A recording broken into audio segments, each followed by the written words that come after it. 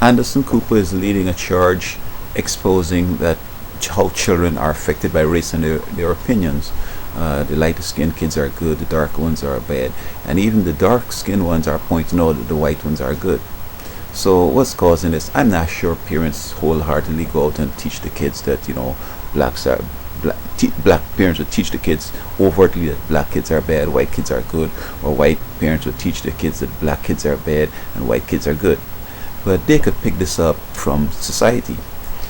You find that in education, when the media, the newsprint or the television is talking about failing schools and poor performing students and dumb students and so on, they always show a black student being tutored by a white teacher. When they're talking, kids are smarter, and kids are computer savvy, and kids are bright, and kids, this is our future, they show the whites.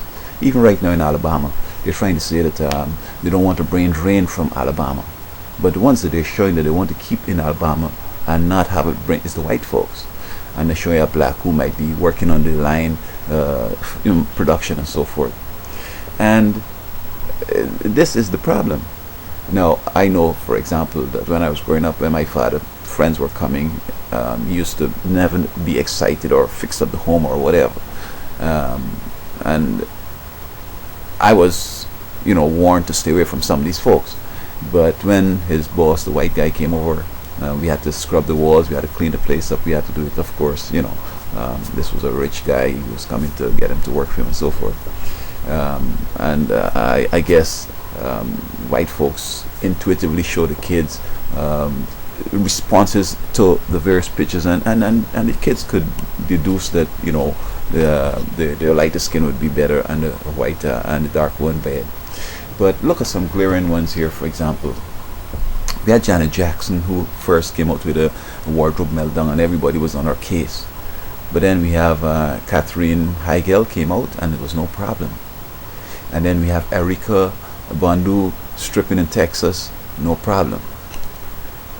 We have McEnroe used to be cussing and going on the tennis court, and now you have the two black sisters, the slightest thing and it's a big sweat. You have Spitzer, the guy who, the governor, ex-governor of New York, he was paying this high-priced prostitute $500 a ding, and he wasn't prosecuted, and now he's becoming a consultant on television, and he's coming and giving us opinions about various other things. When Jesse Jackson was known to have had this outside child, it was a big thing, oh, he's this and that and whatever. We have O.J. Simpson. When it was alleged he murdered his wife, it was such an outrage. But this brother in Mexico, American, the guy with the reality show, he is alleged to have killed his wife, and it's no problem. We have Kanye West came out and grabbed the mic from Swift, and it was a big deal. And then you have in Australia, you had Crocodile Dundee. He grabbed the mic and he started castigating politicians. He became a star. So unless society decides that they will stop this kind of thing, the kid's gonna get the message. This is what is happening. In fact, if you're a bright person and you have a lot of ideas, they will just employ you and keep you in the back room, and whatever you say, a white person come out and talk after you, and they can get the big money, they can get the contracts, and they're gonna look smart, etc. In fact, some places in Florida where I lived, they would kill you and they would put you in jail if you're smart. So children are learning that when you're black, it's better don't be smart, because you're gonna be killed, you're gonna be locked up, you're gonna be having your kids taken away.